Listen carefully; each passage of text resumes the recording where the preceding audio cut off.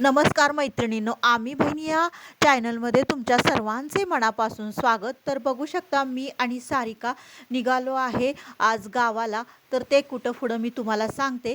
तर सारिकानं आणलेलं आहे गाडी, आमच्या घरी तिनं गाडी लावली आणि आम्ही आलेलो आहे स्टँडवरती. म्हणजे अनिता आणि धनश्री अगोदरच स्टँडवरती येऊन बसलेल्या आहेत. तर आम्ही चाललेलो आहे नरसिंहवाडीला दत्तांच्या दर्शनासाठी.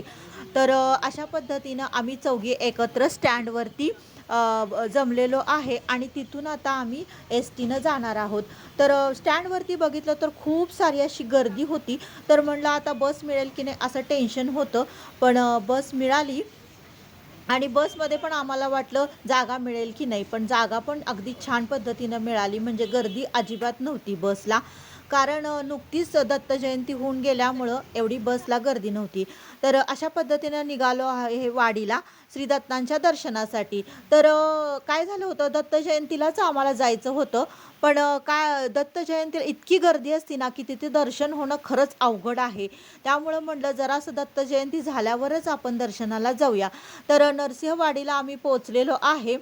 तर म्हटलं चला आता दर्शनाला पटकन निघूयात. म्हणून सकाळी सकाळीच म्हणजे 11 11:30च्या दरम्यानच आम्ही निघालो होतो आणि मंदिराकडे निघालेलो आहे. तर त्यावेळेस झालेलं नाही आम्हाला दत्त जयंतीला जायला. तर जाऊया जाऊया म्हणून प्रत्येकाचं काही ना काही तर काम सतत निघत होतं. पण आम्ही चौघींनी ठरवलं आणि म्हटलं काय नाही आज जायचंच आपण, असं म्हणून आम्ही ठरवून चौघीजणी आलेलो आहे. तर बघू शकता स्टँडपासूनच सर्व दुकानांना सुरुवात होती. म्हणजे खेळणी, आपले काय पेड्यांची दुकानं, परत चहाची दुकानं, अशी पूर्ण अशी लाईनमध्ये दोन्ही साईडला दुकानं आहेत. मग त्याच्यानंतर काय झालं, आम्ही खाली पाय धुण्यासाठी नदीवर आलो, पाय धुवून घेतले आणि नंतर मंदिरामध्ये आम्ही दर्शनासाठी आलेलो आहे. तर शूट करायला परवानगी नव्हती, देवाची मूर्ती वगैरे, त्यामुळं आम्हाला लांबूनच शूट करावं लागलं, कारण तिथं शूटिंगला अजिबातच परवानगी नव्हती, ओरडत होते. त्यामुळे म्हटलं एक 10 मिनटं तरी देवाच्या दारात बसूया, म्हणून आम्ही असं शांत बसलो होतो देवाच्या आवारामध्ये. तिथं भरमसाठ अशी भरपूर अशी कुत्री होती आसपास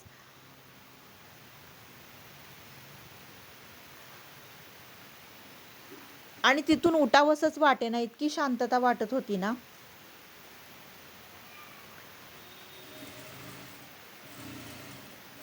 मग त्याच्यानंतर आम्ही ठरवलं की आलोच आहे तर आपण आता महाप्रसाद घेऊनच जाऊया, कारण आलोय आणि महाप्रसाद घ्यायचं नाही हे काय बरोबर वाटत नाही. तर म्हटलं थोडा वेळ का होईना पण आपण महाप्रसाद घेऊनच जाऊया. तर महाप्रसादाला सुद्धा खूप अशी गर्दी होती, रांग लांबच्या लांब होती.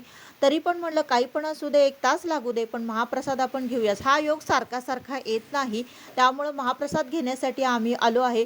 हॉल तर एवढा मोठा आहे ना की जवळजवळ 100-150 माणसं एका वेळी बसू शकते, एवढा मोठा हॉल होता. आणि स्वच्छता तर काही विचारूच नका, इतकी स्वच्छता ना की एक कण सुद्धा तिथं पडलेला तुम्हाला दिसणार नाही. इतकं सिस्टमॅटिक पद्धतीनं सर्व त्यांनी अरेंजमेंट केलेली आहे. महाप्रसाद घेऊन झाल्यानंतर आम्ही बाहेर बाकडावरती बसलो. म्हणलं लगेच जेवल्या जेवल्या प्रवासाला सुरुवात करायला नको घरी यायला. तर म्हटलं थोडा वेळ आपण एक अर्धा तास तरी बसूया आणि मग आपण घरी जाण्यासाठी निघूयात, असं म्हणून आमच्या छान अशा गप्पा चाललेल्या होत्या.